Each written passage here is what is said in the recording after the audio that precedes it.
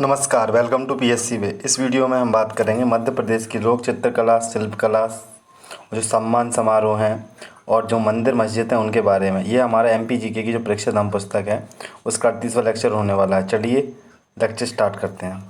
सबसे पहले हम देखेंगे मध्य प्रदेश की जो चित्रकला है और जो लोक चित्रकार हैं उनके बारे में। सबसे पहले हम देखेंगे मालवा की कौन सी है? मानना, चित्रावन, सजाफुली, सावनाई, पागल्या। आप मालवा की आईएमपी कर लीजिए और बुंदेलखंड की आईएमपी कर लीजिए। ये सबसे ज़्यादा पेपरों में पूछे जाने वाली ये दोनों चित्रकलाएं देखने को मिल जाती हैं। उसी का निर्माण में जिरौती, थापा, इरत हमें देखने को मिल जाएगी।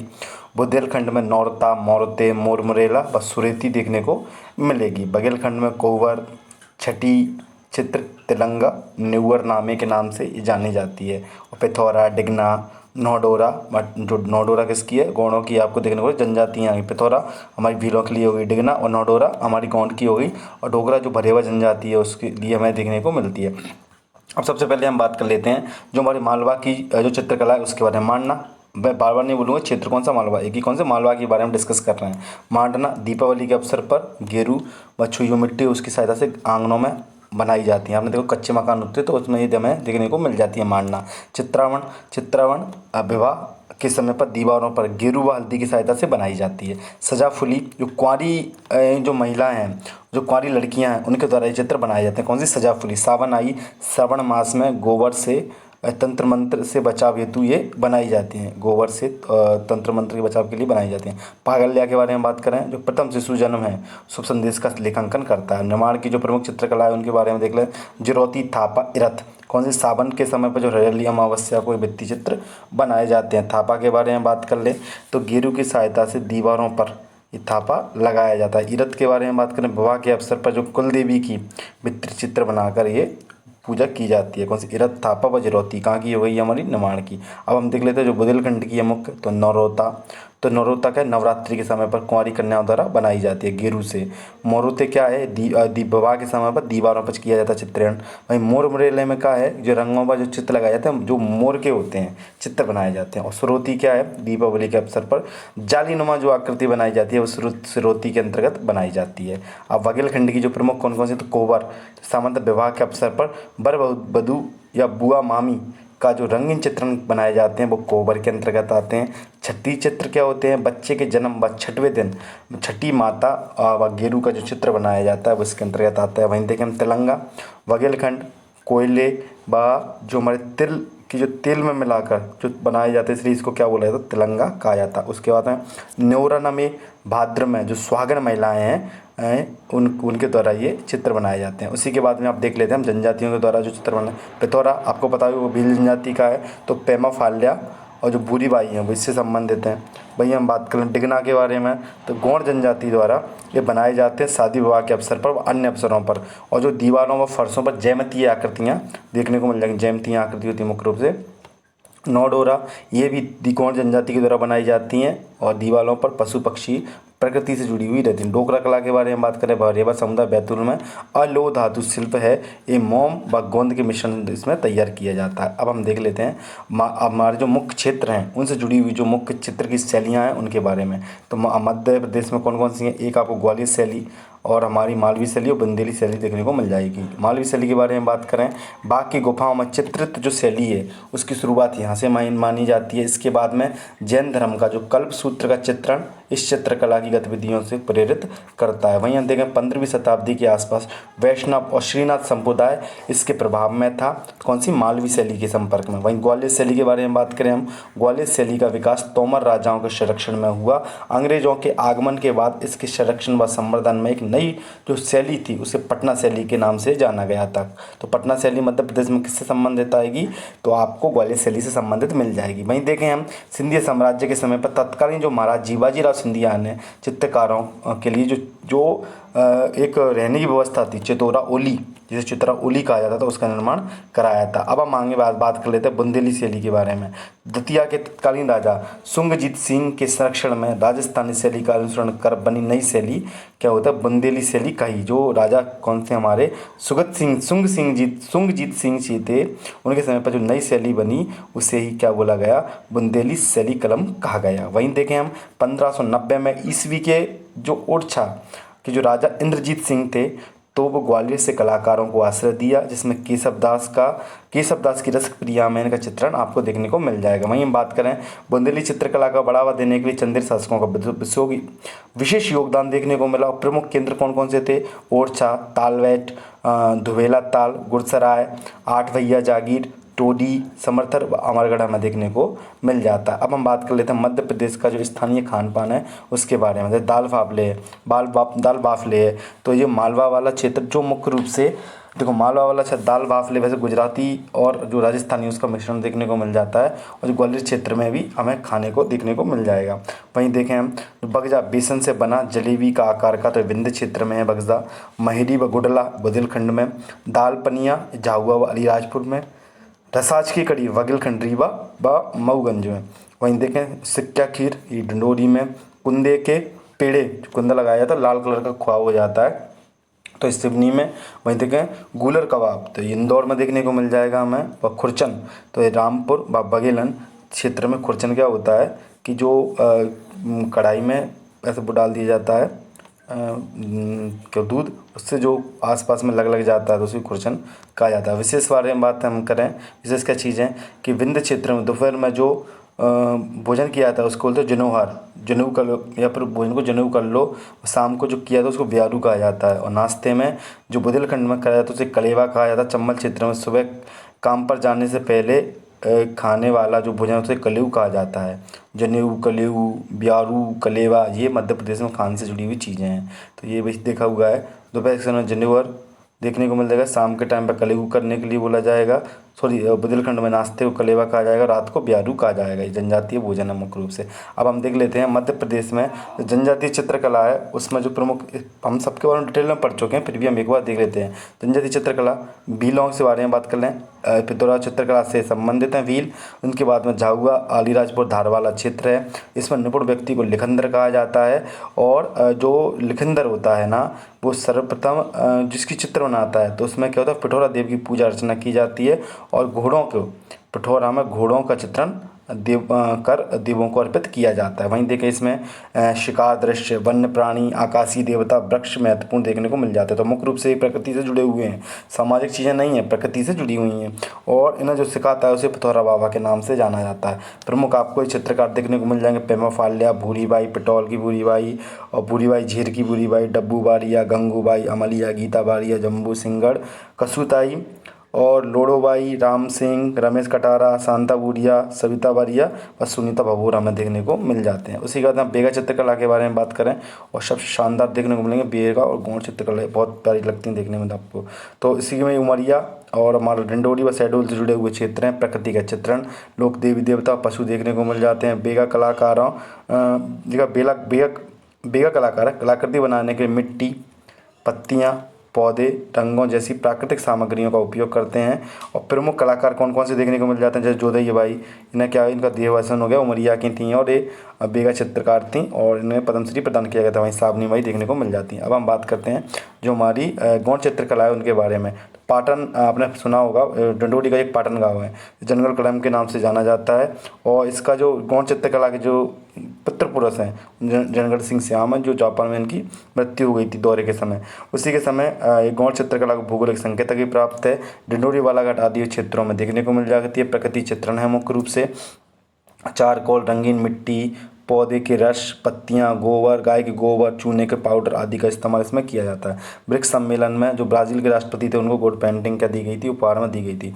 डिंडोरी का जो पाटन गांव है वो गौड़ चित्रकला का जनगढ़ सिंह संग्रहालय यहाँ पर प्रस्तावित है। प्रमुख कलाकार वज्जू सिंह श्याम 2018 में पद्मश्री, बीरबल सिंह से, रजनी ध्रुवे डिंडोरी की, दुर्गाबाई व्याम 2022 में पद्मश्री, बलविंद्र कुमार उइके अमरकंटक में इसमें देखने को मिल जाते हैं। अब हम देखें मध्य प्रदेश की जो शिल्पकला है उनके बारे में। तो आपने नाम सुना होगा जो मुख्य रूप से पीपीआर माचे शिल्प, जिसको क्या जीआई टैग प्रदान है, ग्वालियर व उज्जैन की देखने को मिलती है। और इसमें मुख्य रूप से क्या है चीज़ें, तो जो सजावटी वस्तु शिल्पकला, पेपर शिल्प, जो पल्प का उपयोग करके इसमें इसे जीआई टैग प्रदान किया गया। वहीं तक डोगरा कला भरेवा जनजाति द्वारा बनाई जाती है। गोंद व मिट्टू की मुख्य रूप से गोंद और जो मोम है व अन्य धातुओं में मिलाकर इसको निर्मित किया था। डोगरा कला की भरेवा जाति द्वारा बैतूल। उचेरा जो धातु है वो कहाँ की है, सतना से जुड़ी हुई है। कहाँ से धातु से बनी हुई, झांझ ताल, बटलोई की जो देखने को मिल जाती है हमें। तो ये कहाँ से, सतना से संबंधित है। कांस्य धातु का सबसे बड़ा केंद्र शंकर लाल भोले प्रसिद्ध कलाकार इसके देखने को मिलते हैं। उसी के बाद में देखें गुड़िया चित्रकला के लिए झाबुआ ग्वालियर फेमस है। बत्तोबाई व शांति प्रमास रमेश परिवार ने इन्होंने परमार जी ने इन्हें विश्व जो ख्याति प्राप्त करवाई है। आगे हम बात कर लेते हैं। अगर ये जो लोह शिल्प कला है तो वो हमें मंडला डंडोरी बालाघाट के क्षेत्रों में देखने को मिल जाती है। और जो हमारी अगरिया जो जनजाति है उसके द्वारा जो कृषि उपकरण औजार व शिल्प बनाए जाते हैं। चिचली नरसिंहपुर की है, इनको भी जीआई टैग प्रदान किया गया है। तो चिचली कला कहाँ की है आपकी, नरसिंहपुर की। पीतल व तांबे की धातु से बने झांझ घंटा बरातगंज आदि बनाए जाते हैं। और टेराकोटा क्या है, मिट्टी शिल्प। छतरपुर व संपूर्ण मध्य प्रदेश में कुम्हार एवं अन्य जनजातियों द्वारा मिट्टी के बर्तन एवं मूर्तियों का निर्माण इसमें किया जाता है। वहीं बुधनी काष्ठ की शिल्प कला के बारे में बात करें तो ये सीहोर से संबंधित है। लकड़ी के खिलौने सजावटी सामान हमें देखने को मिलता है। सुपारी शिल्प कला तो रीवा से संबंधित है। सुपारी की कलाकारी और उनकी जो मूर्तियाँ और छड़ियाँ इसमें बनाई जाती है। सुपारी कला बहुत ही प्यारी है, आप देखेगा तो इस कहाँ की है, हमारी रीवा की। चर्म शिल्प कला तो देवास व इंदौर में हमें देखने को मिल जाती है। सजावटी खिलौने हाथी घोड़े आदि का निर्माण किया जाता है। वहीं देखें हम बाघ कपड़ा प्रिंट तो कहाँ से संबंधित है, धार से संबंधित है।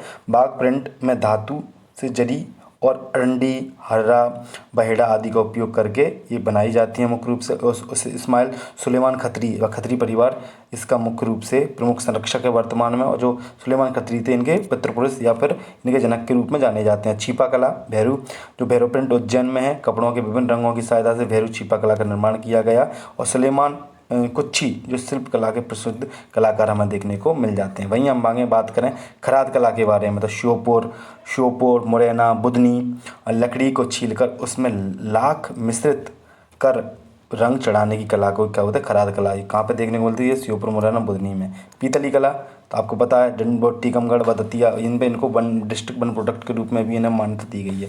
तो बेल मेटल जो मूर्तियाँ वगैरह बनाई जाती हैं वो हमें यहाँ देखने को मिलती हैं। वहीं चंदेरी की साड़ी जीआई टैग भी प्रदान है। तो अशोकनगर में हमें देखने को मिल जाता है। मध्य प्रदेश का पहला जीआई टैग यही था। मैसूर की साड़ियाँ खरगोन में इन्हें भी श्री अहिल्याबाई होलकर को दिया गया था जो लोकमाता थी उनके रूप में। और उसके साथ में ये भी मध्य प्रदेश में जीआई टैग है। पत्थर व प्रस्तर शिल्प कला भेड़ाघाट खजुराहो और ग्वालियर में हमें ये देखने को मिल जाती हैं। तो दोस्तों ये जो महत्वपूर्ण शिल्प कला है हम उसके बारे में बात करें। इसी के साथ ही हम बात करें तो हमारी जो प्रस्तर कला है ये ग्वालियर वाले क्षेत्रों को मुलेला कला नीमच व मंदसौर वाले क्षेत्र में जो राजस्थान व हमारे मध्य प्रदेश की सीमा है उसमें देखने को मिलती है। नंदना प्रिंट नीमच का जो तारापुर क्षेत्र है वह में भीलों से संबंधित है और वहाँ पर प्रमुख रूप से प्रयोग किए जाते हैं। और जो कारी मेहन टीकमगढ़ वाला क्षेत्र वहाँ बहु रंगी जो संगमरमर उसका प्रयोग किया था। और जो पंजा दरियाँ हमारी वालीराजपुर व सिंधी वाले क्षेत्र में देखने को मिलती हैं। अब हम बात कर लेते हैं जो हमारे प्रमुख बल्लाइनर उनके बारे में। जैसे कि लघु उद्योग विकास करने के लिए मध्य प्रदेश में मैग्नानी एम्पोरियम की स्थापना की गई है मुख्य रूप से जो वस्त्र उद्योग है उनके लिए। और इन्हें मध्य प्रदेश का मैग्नानी एम्पोरियम को मध्य प्रदेश का प्रतिबिंब भी कहा जाता है। वहीं हम बात करें मंदसौर में ज्यामितीय आकृति की दरियाँ बनाई जाती हैं। उसके बाद में भोपाल उज्जैन रतलाम व ग्वालियर में जो कागज़ की लकड़ी होती है उससे चीज़ें बनाई जाती हैं। वहीं देखें भोपाल की जरी जो जरी की कला है वो प्रसिद्ध है। बाग प्रिंट के जो प्रमुख हमारे यहाँ जो खत्री परिवार है वो देखने को मिल जाता है। धूप छाँव चंदेरी की साड़ियों को कहा जाता है। प्राचीन काल में जो छींट कला जो कपड़ा है वो कहाँ भेजा जाता था, फारस व तुर्की में भेजा जाता था। और जो सीनों में तंबू बनाए जाते थे मराठा सेना को भेजे जाते थे। और जो छिंदवाड़ा की सौंसर और लोधी खेड़ा में जो साड़ियाँ बनती हैं उनको पुआरी कहा जाता है। वहीं तक डंडोरी की सरवाही पिंडुरखी और बजाक जो क्षेत्र है बुनाई के प्रमुख केंद्र हैं। ट्रेवियर ने जो travels of India Abdul Kalam जो अब्दुल फजल था आइन अकबरी और प्राचीन काल में जो बुरहानपुर में जो वस्त्र उद्योग था उसके ही वर्णन किया गया है। और यहाँ पे टक्साल भी देखने को मिल जाती थी बुरहानपुर में।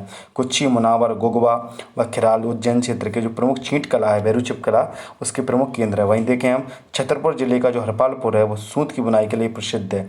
वहीं हमारे सीएम के द्वारा पीएम को भरेवा धातु की जो चित्रकला है जो धातु की जो कला है उसको क्या पुष्पक विमान भेंट किया था। उसके बाद में देश का पहला हैंडलूम जो क्राफ्ट विलेज है वो प्राणपुर चंदेरी में स्थापित किया जा रहा है। वहीं देखें हम जो निर्माण के जो डोबर ने अपनी पुस्तक में निर्माण में बताया है कि यहाँ पर जो सिल्क इंडस्ट्री है उसका विकास हुआ था।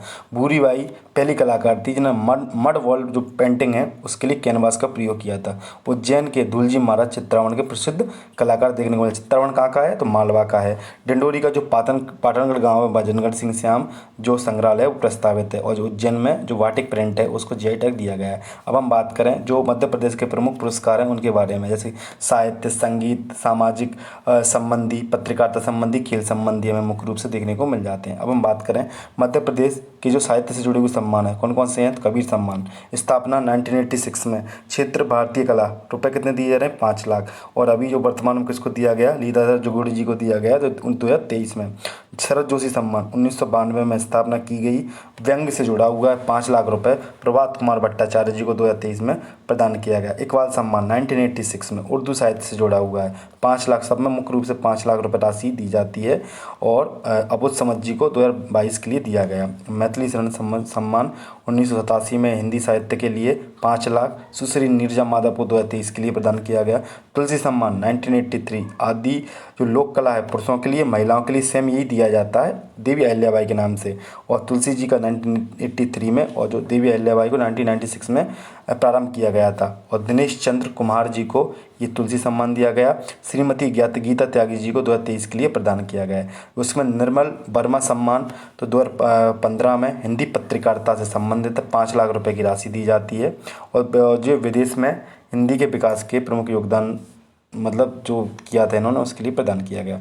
और उधर फादर कामिले बुल्के पुरस्कार 2015 में, और ये जो विदेशियों को हिंदी बोलियों के विकास में मदद के लिए दिया जाता है। वहीं देखें राष्ट्रीय गुणाकर मूल्य सम्मान 2015 प्रारंभ किया गया। हिंदी में विज्ञान लेखन, हिंदी की वैज्ञानिक व तकनीकी लेखन के लिए मुख्य रूप से प्रदान किया जाता है। श्री देवेंद्र मेवाड़ी जी को ये प्रदान किया गया। अब हम देख लेते हैं, देखिए ये 2025 के हैं, ये प्रदान किए गए थे मध्य प्रदेश के 5 लोगों को। लेकिन मैं आपको बताऊंगा कि 2026 में मध्य प्रदेश के 4 लोगों को ये सम्मान प्रदान किए गए हैं। आप अपनी पुस्तक में क्या है इनको नोट कर लीजिएगा।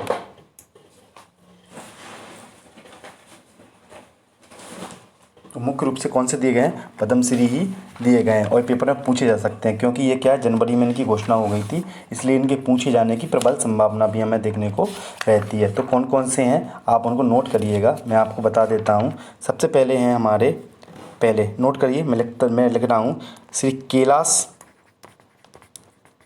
कैलाश चंद्र पंत जी। ठीक है, कैलाश चंद्र पंत जी के लिख लीजिए। ये साहित्य व शिक्षा से जुड़े हुए हैं और साहित्य एवं शिक्षा से जुड़े हुए हैं और मध्य प्रदेश के इंदौर से आते हैं। ये कहाँ से? मध्य प्रदेश के इंदौर से। अगले हैं वो हैं दूसरे नारायण व्यास जी। कौन है? नारायण व्यास जी देखने को मिलेंगे। ये पुरातत्व से संबंधित है, पुरातत्व के क्षेत्र में, और ये भोपाल से आते हैं। कहाँ से आते हैं? भोपाल से देखने को मिल जाते हैं। तीसरे नंबर के बारे में हम बात करें तो हमारे मोहन सागर जी देखने को मिल जाते हैं। मोहन सागर जी ये हमारे सामाजिक कार्य से संबंधित है और ये बैतूल क्षेत्र से आते हैं। कहाँ से? बैतूल से आते हैं। उसके बाद में अगर कोई पूछे खेल के क्षेत्र में किसको दिया गया है तो नंबर 4 के हमारे भगवान दास रायकवाड़ जी, खेल से संबंधित हैं, रायकवाड़ जी हैं और ये सागर जिले से आते हैं। तो एक तो हमारे भोपाल के, एक इंदौर के, एक बैतूल के और सागर के हमारे हो गए। तो आप ये याद रखिएगा। वहीं 2025 के देखना है तो आप देख सकते हैं, आपकी पुस्तकों में लिखे होंगे। सभी हमें याद करने की आवश्यकता नहीं है। ठीक है, आगे देखते हैं हम।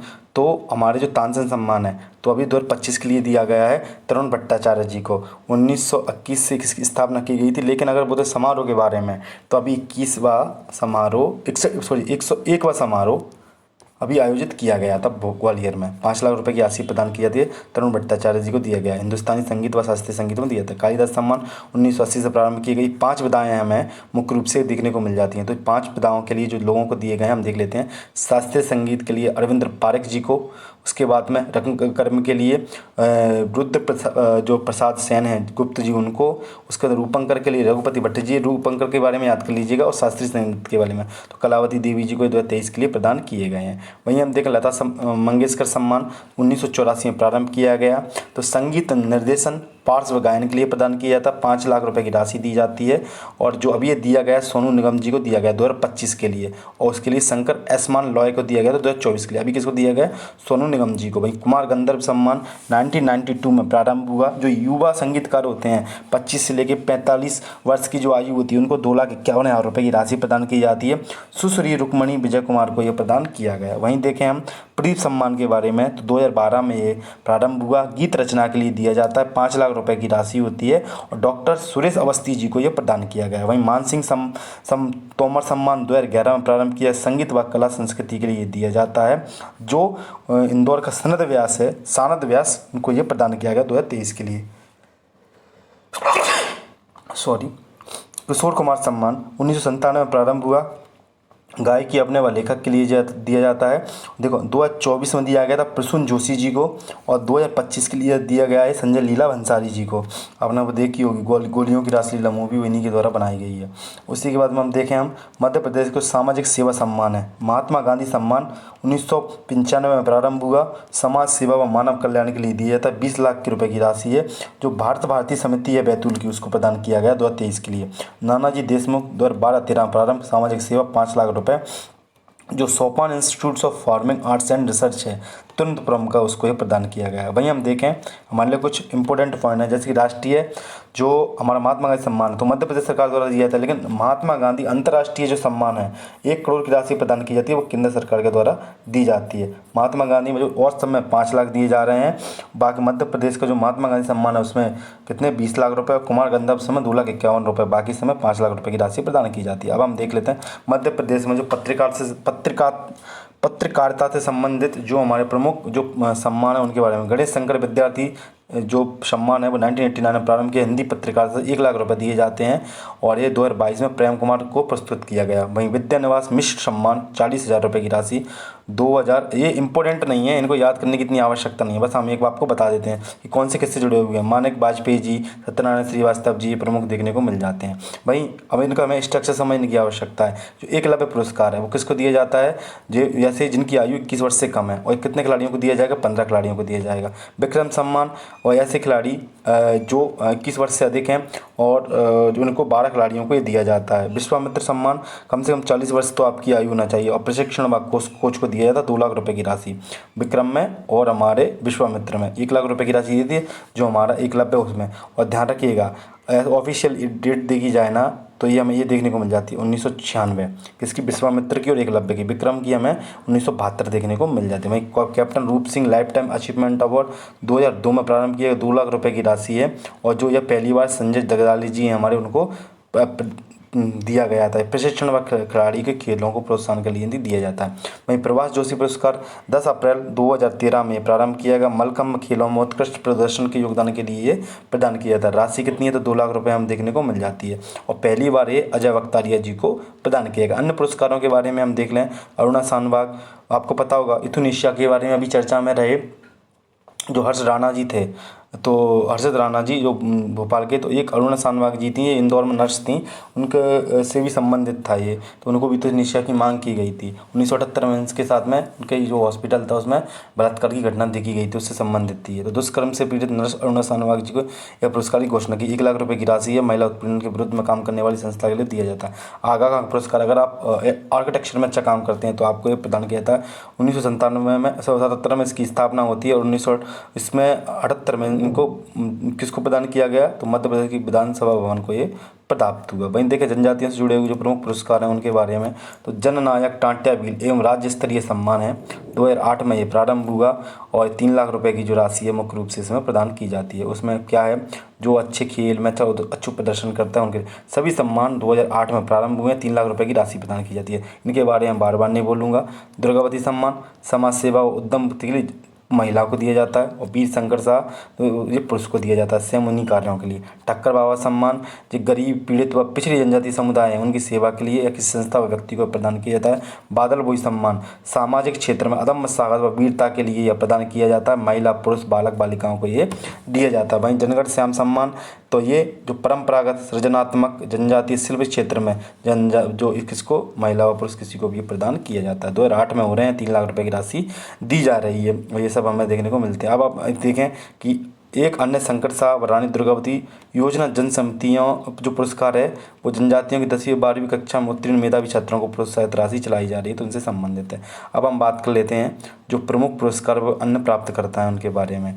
तो प्रथम प्राप्त करता, देखो एक पूछे तो नहीं जाते हैं लेकिन एक बार देख लो, क्योंकि एक बार ये पूछ लिया गया था MPPSC द्वारा कि जो हमारा पहले राजीव गांधी खेल रत्न था वो पहली बार किसे दिया गया था।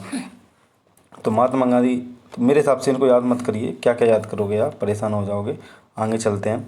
उसके बाद में जो हमारे प्रमुख जो अखिल भारतीय पुरस्कार हैं, ये तो हमारे मध्य प्रदेश विशेष हो गए थे, लेकिन कुछ अखिल भारतीय पुरस्कार हैं जैसे कि ये याद कर लीजिए किसको दिया गया, ये ज़रूरी नहीं है, बस क्षेत्र कुछ कुछ इम्पोर्टेंट है उनके बारे में। माखनलाल चतुर्वेदी पुरस्कार निबंध के लिए दिया जाता है। गजानन माधव भुक्ति कहानी के लिए दिया जाता है। वीर सिंह देव पुरस्कार उपन्यास के लिए दिया जाता है। आचार्य जो रामचंद्र शुक्ल हैं वो आलोचना के लिए दिया जाता है। भवानी प्रसाद मिश्र जी के गीत व हिंदी गज़ल के लिए था। अटल बिहारी वाजपेयी जी कविता के लिए प्रदान किया जाता है। और इतने इम्पोर्टेंट नहीं है भाई, भारतीय हरिश्चंद्र पुरस्कार अनुवादन के लिए दिया जाता है, और इतने इम्पोर्टेंट नहीं है जिन्हें आप देख सको, तो ये हमें देखने को मिल जाता है, क्योंकि मुख्य रूप से हमारे यहाँ पे ये मुख्य साहित्यकार भी देखने को मिलते हैं। उसके बाद में जो हमारे प्रादेशिक पुरस्कार हैं तो वो इतने कोई भी इसमें मुझे इम्पोर्टेंट नहीं लग रहा है, बस ये देख लीजिए सुमित्रा कुमारी चौहान है वो कहानी के लिए दिया जाता है, बस ये सब। उसके बाद शरद जोशी व्यंग्य के लिए दिया जाता है।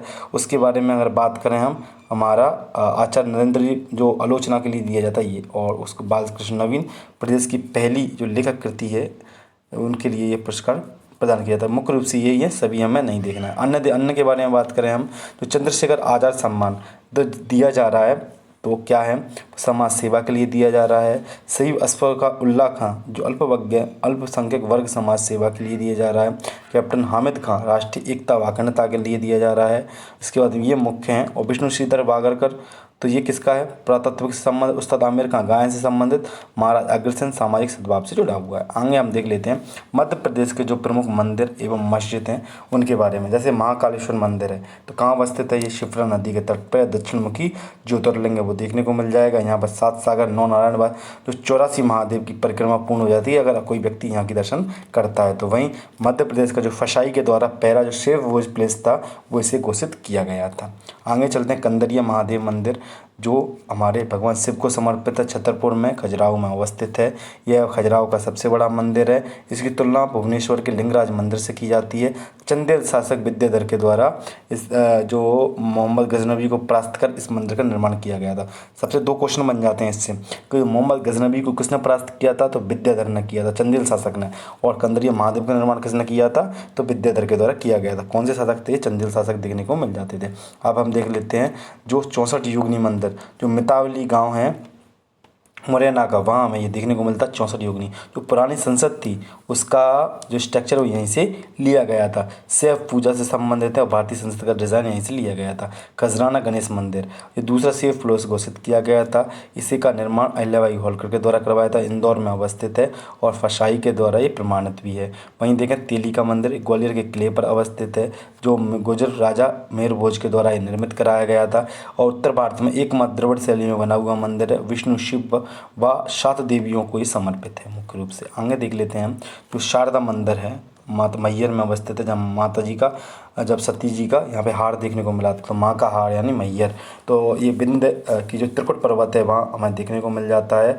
इसका निर्माण राजा नृपाल देव के द्वारा कराया गया था। यहाँ हमें 1063 सीढ़ियाँ देखने को मिलती हैं। आलाउदर इसी मंदिर से संबंधित है। नोट जो राजा प्रयाग देव ने जो विजय राघवगढ़ के थे माँ शारदा का मंदिर बनवाया था, तो हमें ये देखने को मिल जाता है। मंदिर का निर्माण, माँ शारदा का मंदिर का निर्माण अलग अलग देखने को मिलता है। वहीं देखें सलकनपुर माता का मंदिर, तो जो सीहोर की विंध्याचल पहाड़ी पर यह मंदिर स्थित है। विजयसन माता का मंदिर है और जो मुख्यमंत्री शिवराज सिंह चौहान हैं उनकी आराध्य देवी के रूप में पूजी जाती हैं, मतलब उनकी आराध्य देवी हैं, पूजी तो जाती ही हैं माता। उसके बंजारों द्वारा इस मंदिर का निर्माण कराया गया था। यहाँ पे हमें 1392 सीढ़ियाँ देखने को मिल जाती हैं। राजा राम का मंदिर एकमात्र ऐसा मंदिर है जहाँ पर श्री राम को भगवान न मानकर राजा के रूप में पूजा जाता है, ये लिखा हुआ है। वहीं मधुकर शाह के द्वारा इसका निर्माण कराया गया था जो बुंदेला शासक थे और निमाड़ी जिले की ओरछा में ये अवस्थित है। वहीं देखें भोजपुर मंदिर मंदिर, तो ये रायसेन के ज़िले में बेतो नदी के किनारे अवस्थित है। 18 फीट का हमें शिवलिंग देखने को मिल जाता है। इसका निर्माण राजा भोज के द्वारा कराया गया था और इसे मध्य भारत का सोमनाथ भी कहा जाता है। उसका सहस्त्रबाहु मंदिर ग्वालियर के किले पर अवस्थित है। यहाँ पर भगवान विष्णु का पद्मनाभ रूप का दर्शन देखने को मिलता है। कछवा के राजा महिपाल के द्वारा, पहला वो मेर भोज के द्वारा बनवाया जा रहा था, वो ग्वालियर में अवस्थित था। अब उसके बारे में देख लेते हैं। 52 गजा मंदिर यह हमें कहाँ देखने को मिल जाता है? जैन धर्म से संबंधित है, बड़वानी में अवस्थित है। सतपुड़ा की जो चूलगिरी पहाड़ी पर यह मंदिर देखने को मिल जाता है। भगवान आदिनाथ की 84 फीट की यहाँ पे खड़गासन में मुद्रा देखने को मिलती है। खड़गासन करते थे खड़ी हुई। और उसके बाद में पशुपतिनाथ मंदिर शिवना नदी के किनारे अवस्थित है। यहाँ पर इस प्रतिमा पृथ्वी का एकमात्र अष्टमुखी शिवलिंग है वो हमें देखने को मिल जाता है। वहीं बैजनाथ मंदिर ये अगर मालवा में बाणगंगा नदी पर स्थित है, पास पर स्थित है। एकमात्र ऐसा मंदिर जो अंग्रेजों के द्वारा बनवाया गया था। इसका जीर्णोद्धार कर्नल मार्टिन ने 1883 में किया था। आगे देख लेते हैं। चितावन गणेश मंदिर सीहोर के चितावन सिद्धपुर सिद्ध विनायक मंदिर स्थित है। इसका निर्माण का श्रेय विक्रमादित्य चंद्रगुप्त द्वितीय को दिया जाता है। पेशवा बाजीराव ने इसका पुनरुद्धार कराया था। अब कुछ जो चीज़ें हैं जो अवस्थिति है उनकी, जो उनको हम देख लेते हैं स्थान विशेष के रूप में। जैसे उज्जैन में क्या क्या देखने को मिल जाएगा? महाकालेश्वर, काल भैरव, अरिसिद्धि मंदिर जो राजा विक्रमादित्य की कुलदेवी हुआ करती थी। वहाँ द्वारकाधीश गोपाल मंदिर, बाईजीबाई सिंधिया जो दौलत राव सिंधिया की पत्नी हुआ करती थी, उनके द्वारा बनवाया था। चिंतावन गणेश मंदिर, मंगलनाथ मंदिर, गढ़ कालिका मंदिर, कालिदास जी की जो आराध्यिका थी वह देखने को मिल जाती थी। श्री राम जनार्दन मंदिर, नागचंद्रेश्वर मंदिर ये एकमात्र मंदिर है जो केवल वर्ष में एक बार खुलता है, नागपंचमी के वाले दिन। और कर्क राजेश्वर महादेव मंदिर ये असिस्टेंट इंजीनियरिंग पेपर में देख पूछा गया है, ई के पेपर में सॉरी, तो ये 2024 में पूछा गया है। कर्कराज मंदिर कहाँ अवस्थित है? उज्जैन में। खजुराहो जिला छतरपुर में। लक्ष्मण मंदिर, कंदरिया महादेव मंदिर, पार्श्वनाथ मंदिर, चित्रकूट मंदिर, 64 योगिनी मंदिर। उसके बाद में हमारा 64 योगिनी 2 मंदिर है। एक हमारा कहाँ पे 64 योगिनी देखने को मिलता है? वहाँ पर मितावली क्षेत्र मुरैना में। मतंगेश्वर मंदिर, ब्रह्म मंदिर, जुआरी मंदिर, आदिनाथ मंदिर, विश्वनाथ मंदिर, घटाई मंदिर, तूला मंदिर और उसके बाद में हमारा बरहा मंदिर देखने को मिल जाता है। उसके बाद में आगे देख लेते हैं। इंदौर में खजरान गणेश, बड़ा गणपति। उसके बाद में गणेश जी की सबसे बड़ी प्रतिमा, कांच मंदिर, जैन धर्म से संबंधित अन्नपूर्णा मंदिर आपको देखने को मिल जाएगा। वहीं देखें हम और भी मंदिर हैं तो रंजीत हनुमान मंदिर है, पितृ पर्वत भी देखने को मिल जाता है आपको, तो यहीं आपको देखने को मिलेंगे। ओरछा के बारे में राम राजा का मंदिर, उसका लक्ष्मी नारायण मंदिर और चतुर्भुज मंदिर देखेंगे। चतुर्भुज मंदिर कई जगह बनाए गए हैं जिसके बारे में हम आगे चर्चा करेंगे। अब देख लेते हैं कि जो चित्रकूट में सतना में जो अवस्थित है, सतना नहीं चित्रकूट, हाँ सतना में, भारत मिलाप मंदिर, कामतागृत मंदिर, स्फटिक शिला, राम रसोई आपको यहाँ देखने को, सीता रसोई देखने को मिल जाएगी। मैयर के बारे में बात करें तो मैयर अपने आप में स्वयं में एक जिला मैयर व सतना संयुक्त रूप से लिख दिया है। शारदा माता मंदिर, गोलगढ़ मंदिर जो भगवान शिव को समर्पित है, नागर से लिए बना हुआ था। ओइला मंदिर, भूमरा मंदिर जो शिव मंदिर है, कुंवर मठ मंदिर, जलपा मंदिर, जसो जो सतना में हमें देखने को मिल जाता है। विदिशा में कौन कौन से मंदिर हैं उनके बारे में हम बात करें तो उदयपुर मंदिर, माला देवी मंदिर, बीजम मंदिर, हॉलीवुड का जो जिसे खंबा बाबा के नाम से जाना जाता है, दशावतार मंदिर। उसके बाद में बटोई देव मंदिर, हिंडोला मंदिर और जगह विजय मंदिर, जो विजय मंदिर विदिशा का है ना, जो अभी हमारी संसद भवन बना हुआ है, आपने देखो बेस्टा प्रोजेक्ट के तहत, तो वो यहीं से लिया गया है। तो जो पहली संसद थी वो भी हमारे मध्य प्रदेश से जुड़ी हुई थी और ये भी हमारे मध्य प्रदेश से जुड़ी हुई है। वहीं हम देखें दतिया से जुड़ी हुई लघु वृंदावन कहा जाता है। सोनागिरी जैन चित्र, उन्नाव का सूर्य मंदिर, पीताम्बरा पीठ शक्तिपीठ, रतनगढ़ वाली माता मंदिर भी हमें देखने को मिल जाता है दतिया के अंदर। अमरकंटक से जुड़े हुए कर्ण का मंदिर, कबीर चबूतरा, पातालेश्वर महादेव, नर्मदा कुंड, केशव नारायण, श्री यंत्र मंदिर, माई की बगिया और ज्वालासूर मंदिर के रूप में हम देखने को मिल जाता है। और कुछ मंदिर कौन से जबलपुर में 64 योगिनी मंदिर, गौरी शंकर मंदिर, त्रिपुरी मंदिर, वजान मठ भैरव को समर्पित है। भाई सीहोर के बारे में बात करें, चित्तावन गणेश मंदिर, विजयसन माता का मंदिर और कुबरेश्वर जो धाम है वो हमें देखने को मिलेगा। मंदेश्वर, अष्टमुखी, पशुपतिनाथ मंदिर, धर्मराजेश्वर मंदिर, हिंग जो लाज मंदिर है वही भी हमें देखने को मिलता है। ग्वालियर के बारे में बात करें, चतुर्भुज मंदिर, सहस्त्रबाहु मंदिर, तेली का मंदिर।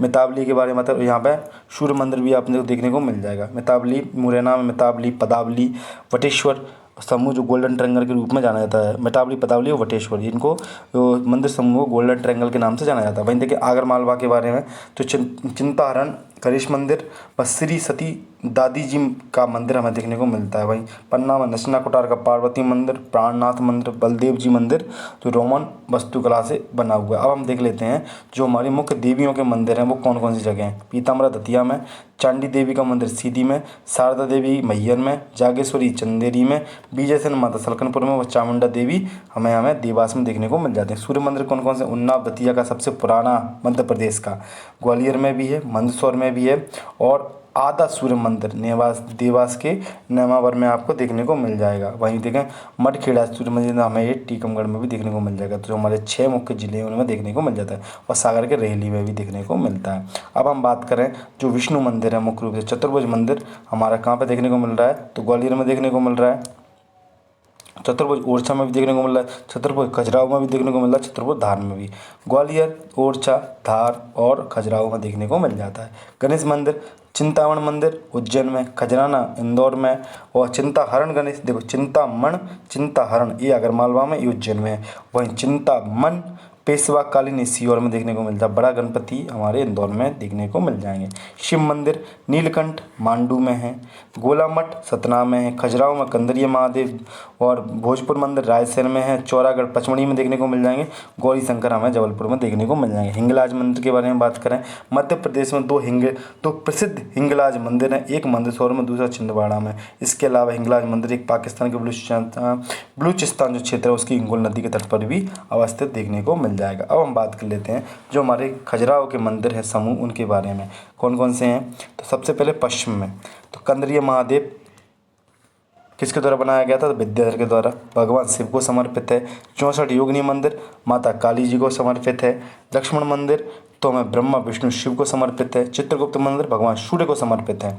मतंगेश्वर भगवान शिव को, ये MPPSC में क्वेश्चन पूछा गया था 21 में शायद। वहीं देखें हम विश्वनाथ मंदिर भगवान शिव को समर्पित देखा जाता है। दक्षिणमुखी मंदिर कौन कौन से हैं, दूलादेव, चतुर्भुज मंदिर और बैद्यनाथ मंदिर देखने को मिल जाएंगे। चित्रकूट मंदिर सबसे सूर्य को समर्पित है, ये ध्यान रखिएगा। अब उसके पूर्व समूह में कौन से हैं, पार्श्वनाथ मंदिर, आदिनाथ मंदिर, जवारी मंदिर, सत्यनाथ मंदिर, घटाई मंदिर। मुख्य रूप से जैन मंदिरों का समूह पूर्व की ओर देखने को मिल जाएगा। दूल्हादेव का मंदिर हमारा दक्षिण में है, चतुर्भुज मंदिर और बैद्यनाथ मंदिर हो गया मुख्य रूप से। अब हम देख लेते हैं मध्य प्रदेश में जो इस्लामिक मुस्लिम जो धार्मिक स्थल है उनके बारे में। कमाल मौला की जो मस्जिद है धार में, लाट मस्जिद धार में, दिलावर खां मस्जिद मांडू में, जो मलिक मुगिस मस्जिद मांडू में, जामी मस्जिद भी मांडू में देखने को मिल जाएगी।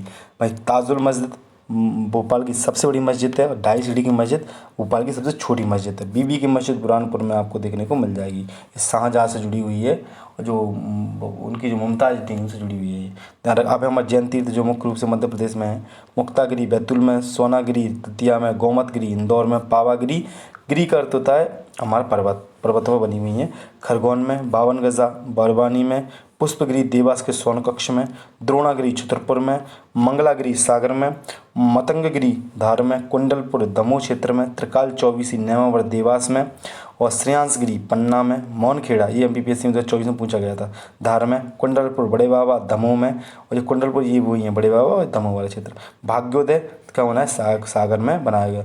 भाग्योदय कहाँ है ये, तो ये आप सागरपुर के पथरिया में जाओगे तो आपको देखने को मिल जाएगा भाग्योदय।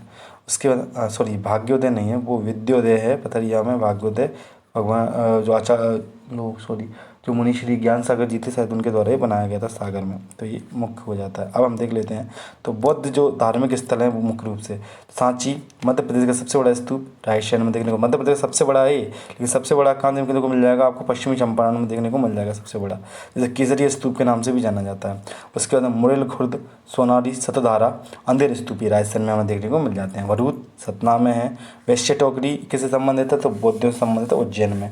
शारूमारू की गुफाएं तो सीहोर में है, और देवर कोटरी ये रीवा में। यहाँ पर मुख्य रूप से जो खड़ोच का जो वो है शिलालेख वो भी देखने को मिल जाता है। अब सिख धर्म से संबंधित जो मुख्य चीज़ें हैं उनके बारे में, दाताबंदी छोड़ गुरुद्वारा मध्य प्रदेश का सबसे बड़ा गुरुद्वारा ग्वालियर में अवस्थित है। आपने वो सुना हो जो हिंदू राजा से संबंधित, हिंदू और सिख एकता का प्रतीक ही माना जाता है। जब जहांगीर का शासन था, जहांगीर शाहजहाँ का 1627 की बात है, तो उसमें देखने को मिल जाता है कि जब शासन था तो जब यहाँ पे गुरु हरगोबिंद जब कैद थे तो उनसे बोला गया था कि तुम अपने साथ में जो भी जिसको भी चाहो उसको रिहा करवा सकते हो, केवल अपने कपड़ों को पकड़वा के। उन्हें कितने लोग पकड़ेंगे, 2 लोग पकड़ेंगे, लेकिन उन्होंने ऐसा चोगा बनवाया जिसमें 51 कलियाँ थी और हिंदू जो 51 हिंदू राजा कैद थे उनको 51 कलियों को पकड़वाया और बाहर निकाल लिया। इसीलिए ये दाताबंदी छोड़ गुरुद्वारे के नाम से जाना जाता है। बड़ी संगत चरण कमल एक बुरहानपुर में है, टेकड़ी साहिब एक भोपाल में है, इमली साहिब इंदौर में है, नानक घाट ये हमें उज्जैन में देखने को मिल जाता है, चरण कमल गुरुद्वारा बुरहानपुर में है, आनंदपुर गुरुद्वारा अशोकनगर में देखने को मिल जाता है। दोस्तों, इस वीडियो के अंतर्गत हमने मध्य प्रदेश के जो प्रमुख सम्मान थे, हमारे जो पुरस्कार, सम्मान, पुरस्कार, चित्रकला एवं जो हमारे दर्शनीय स्थल थे उनके बारे में चर्चा की। अगर वीडियो अच्छी लगी हो तो वीडियो को लाइक करें, चैनल को सब्सक्राइब करें और दोस्तों के साथ में शेयर करें। Thank you so much.